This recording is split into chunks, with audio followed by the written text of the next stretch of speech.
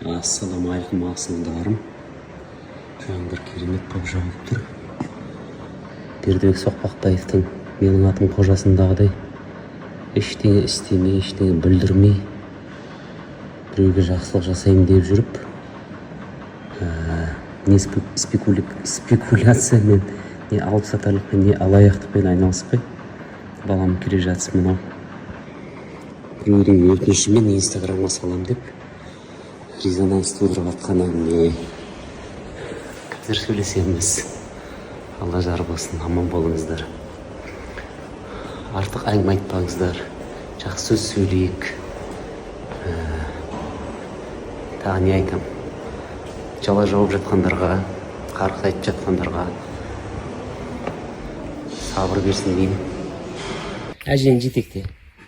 Өзім жүрем. Іста әженің қанды. Рәмине'de masajын жетекте. Iya, Рәмине жетекте. Onda da mene yerinden ұстайды тағы. Сөйтеді де үйге кіргізеді, ана балаларға қарай жүгіріп кетеді. Ойбай, жаным-ай, жақсы болды. Кішігірім той. Астанаға келмегеніме 2 ай өтіп кетті. Заказдан заказ жүргенім. Құдағиым келді, құдам келді. Нұрекем отыр мінеке, ой. Құда, қалайсыздар? Не ойламаған жерден басымыз қосылып қалды. Негізі бүгін кешке прогулкаға шығамыз дегенбіз, соның алдында тамақтанып кетіңіздер деп. Мына Секең өзімнің інім. Қарап қойсайшы.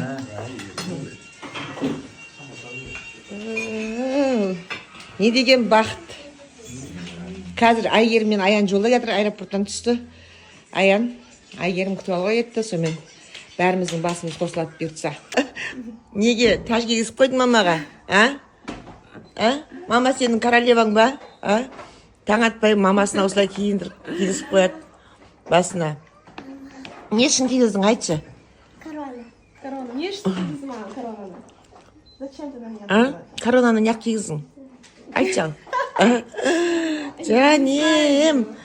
Жаным, Аллахым бұйыртсын соны. Мамаң королева болсын осылай, Сен мықты жігіт бол.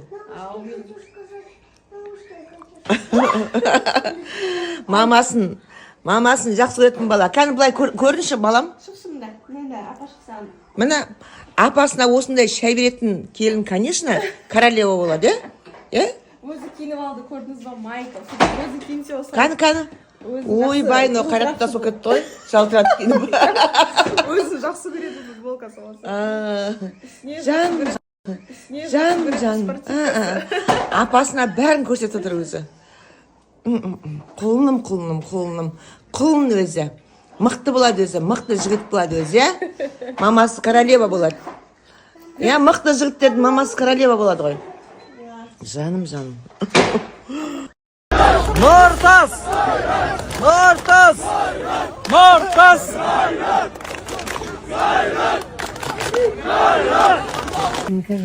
Мен үлкен қарыздардан және өмірімнің небір сынақтарынан барынша жеңіл қалай өтіп келе жатырғанымның құпияларының бірін айтайын ба?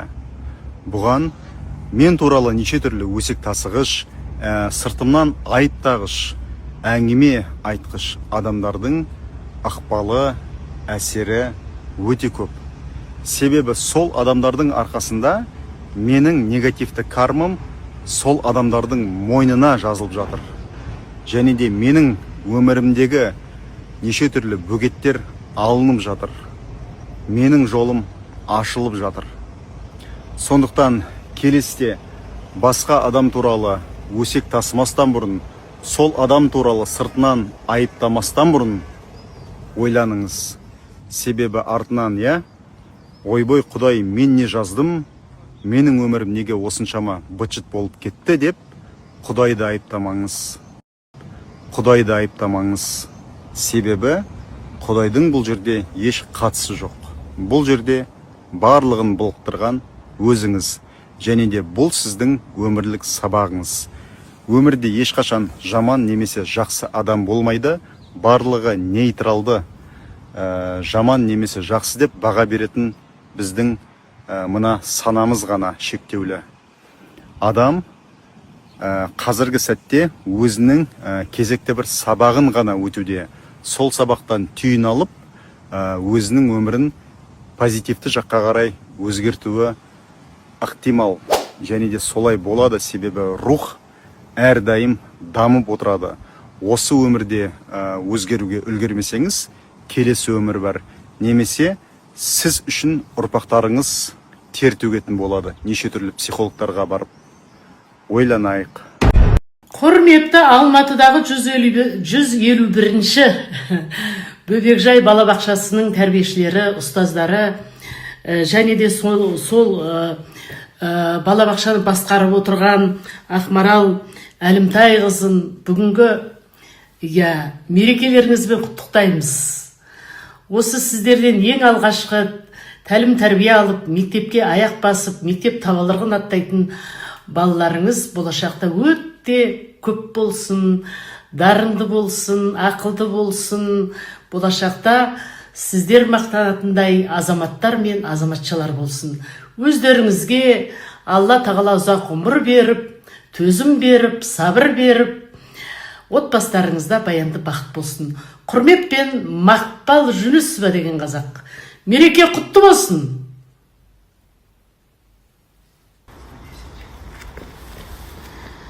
Жеңгіз күйеуімен келіп гүл отырғызып жатыр маған. Қазір күзде отырғызу керек екен. Көктемде мына жердің бәрі гүл болар. Пионы будут красивые, разные. Әдемі гүлдер өсіреміз дейді. Одан сөйлеп тұрмын, қалайсыздар қымбатты оқырмандарым. 2 сағаттық ұйқымен ұшақтан Астанамызға жетіп, Көкшетаудан бірақ шықты. Бұл елде Ақмола облысының әкімі Марат Мұратовның ұйымдастыруыменен қарттар күніне арналған осы Көкшетаудағы ардагер қарттардың басын жинап, керемет құрмет көрсетіп жатыр. Соған мәдениет басшылығы хабарласып, біздерге атсалысуға келіп тұрмыз. Үлкендерімізге әрқашанда тағзым етейік, құрметтейік, көздерінің тірісінде қадірін білейік деп айтқым келеді. Қарттар күні құтты болсын. Осындай Көкшетауда бізде іс-шара. Мәдениетін басқаратын Айгүл ханыммен танысқанымыздан маған өте ұнап тұрғаны, біз дегенде шала ұйқы әлем дегенде келдік, шын айтқанда шаршап, жол, сол көлгейімізді бәрін көтеріп, өзі шуағын шашқан күлкісімен қарсы алып, күшті, сондай бір шаршағанымызды ұмытып күшті сезімде тұрмыз. Осындай адамдар көп болса, мына әлем, мына жер беті ой шырқын гүлденеді, түрленеді. Аман болыңыздар, жақсы. Біз сіздерді көреміз.